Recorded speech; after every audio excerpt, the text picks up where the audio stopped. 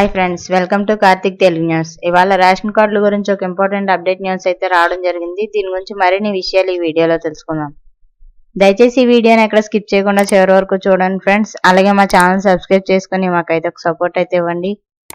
వివరాల్లోకి వెళ్ళినట్లయితే తెలంగాణ రాష్ట్ర ప్రజలకు పౌర సరఫరాల శాఖ మంత్రి ఉత్తమ్ కుమార్ రెడ్డి గుడ్ న్యూస్ చెప్పారు. ఇక ఎన్నికల్లో ఇచ్చిన వాగ్దానం ప్రకారం ఉగాది రోజున సన్నబియ్యం పథకం ప్రారంభించనున్నట్లు అసెంబ్లీలో వెల్లడించారు.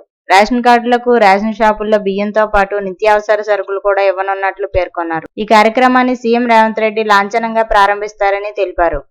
ఏప్రిల్ 1 నుంచి రాష్ట్ర వ్యాప్తంగా అన్ని రేషన్ షాపుల్లో దొడ్డు బియ్యానికి బదులుగా సన్న బియ్యం అందజేయనున్నట్లు వివరించారు. ఇక ఒక్కొక్కరికి 6 కిలోల చొప్పున ఇవ్వనున్నట్లు తెలిపారు.